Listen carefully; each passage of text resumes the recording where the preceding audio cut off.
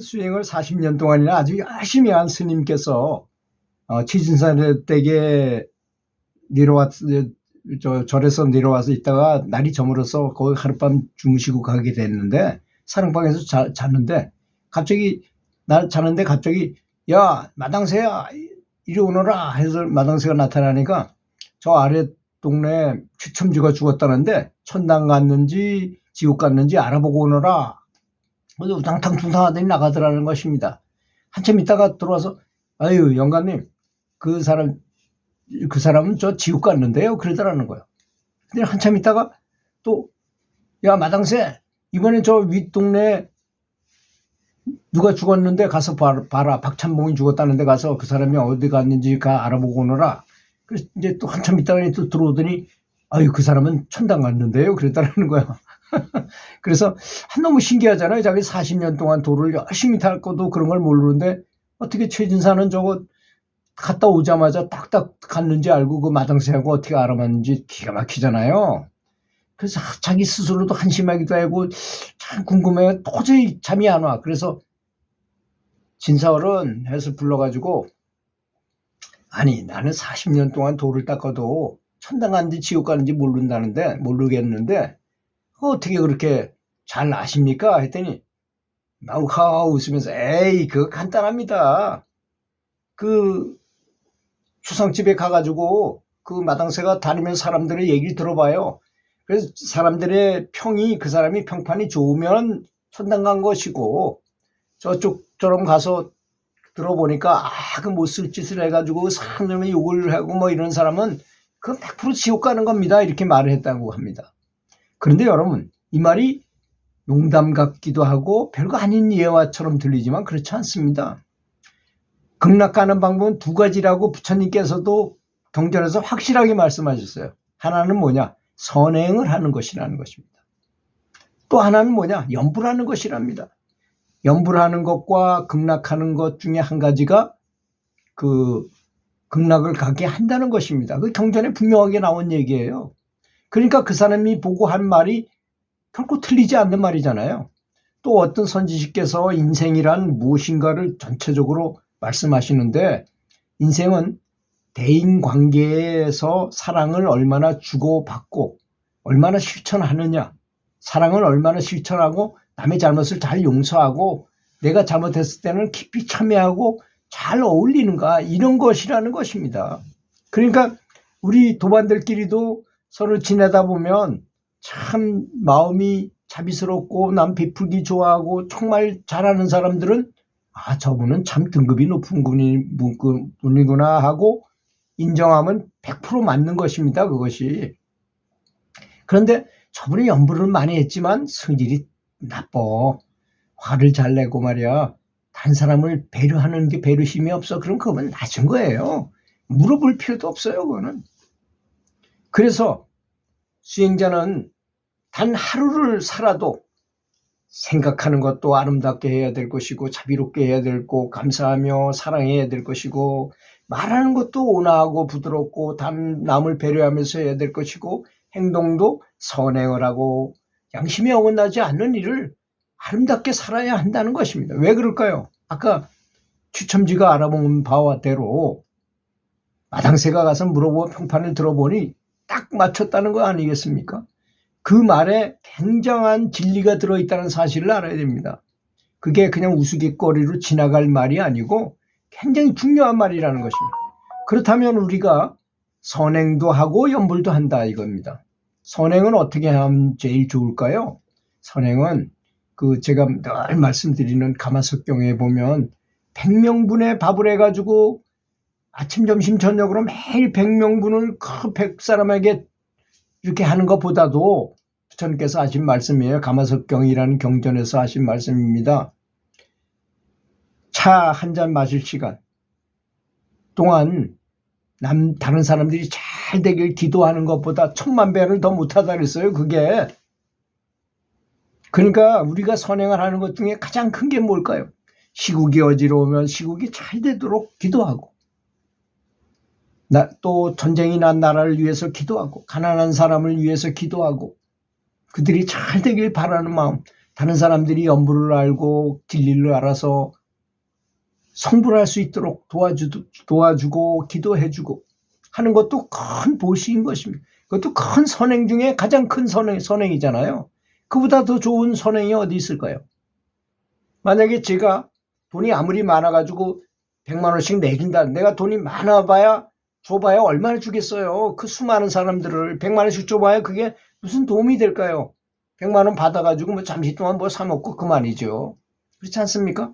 그렇지만 법보시를 해가지고 연불을 더 그전에 연불을 뜨뜻미지근하게 했던 거를 정말 연불, 내 자성불을 깨우치는 진정한 연불을 할 수 있게 했다 하면 그 공덕은 클 것이 아니겠습니까?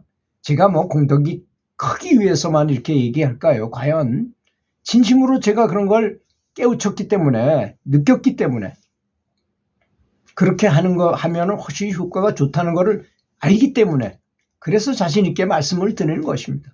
어떤 분은 댓글을 이렇게 달아요. 당신이 해봤느냐고. 해봤습니다. 오랫동안 해봤어요. 30년 정도 했습니다. 정말 그 쾌감, 그 법히 선열은 눈물이 흐르는 그 환희경이라는 건 상상 초월입니다. 그리고서 바로 죽는다면 극락왕생은 따놓은 당상이지요. 그래서 항상 평상시에도 아름답게 살아야 된다는 것입니다. 아름다운 생각, 자비로운 생각, 사랑하는 생각, 온화한 말, 부드러운 말, 남을 배려하는 말, 남의 응원이 되는 말, 칭찬이 되는 말, 그리고 행동은 양심에 어긋나지 않는 행동을 해야 된다는 것입니다. 다 알아요. 자기가 뭘 잘못했는지. 내가 이웃집 유부녀를 꼬셔가지고 내가 뭐 어떻게 한번 해보려고 생각했다면 그게 나쁘다는 거 본인이 더 잘합니다. 심판관은 나예요. 내 스스로가 심판관인 것입니다. 그게 바로 양심이라는 거잖아요. 그리고 자기한테는 녹화 기능이 다 있어요. 나는 모른다 해도 내 영혼은 다 기억하고 있기 때문에 뭐 염라대왕이 가서 판결을 내리고 다 내가 내 스스로 판결을 내리는 것입니다. 아니 내가 만약에 마음속에 뭐가 잔뜩 끼었어. 그럼 그거 빛으로 그걸 비춰가지고 그걸 태우지 않으면 내가 다른 사람이 될 수 없을 때는 어떻게 태울 거 아닙니까? 그게 바로 지옥이고 그런 뜻이지. 그렇지 않겠습니까? 사람은 정말로 언제 죽을지 모르는 것이 삶이라는 것을 늘 기억해야 한다고 저는 생각합니다. 저는 딸 자식이 갑자기 진짜 어이없이 사망을 하기도 하고 또 동생이 스스로 목숨을 끊는 일도 있었어요. 거기 참 교훈이 많더라고요. 그런데 보면. 그래서 사람이 살아있다는 것 자체도요. 지금 이게 너무 감사한 일이고 기적이라고 생각해야 됩니다. 그리고 인생의 시간 한 1분 1초 이 시간이 계속 흘러가는 이 시간이 너무나 금쪽같이 소중한 날이라는 것. 노는 입에 연불하라고. 연불하면 남는 게 있잖아요. 다른 건 다 없어집니다. 그렇지만 내가 연불에서 얻은 불광. 우리가 영혼이 바로 빛이잖아요. 영혼의 눈에 보이지는 않지만 그게 빛입니다. 그 빛이 우리가 연불을 하면 빛이 점점 커져요.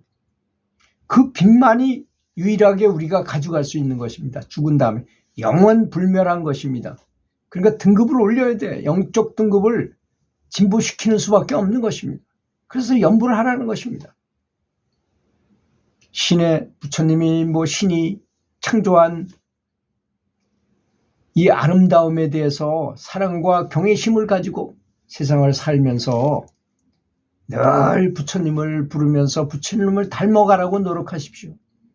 부처님이 터득한 그 경지를 깨우치도록 닮아가도록 하는 것이 연불이기 때문인 것입니다.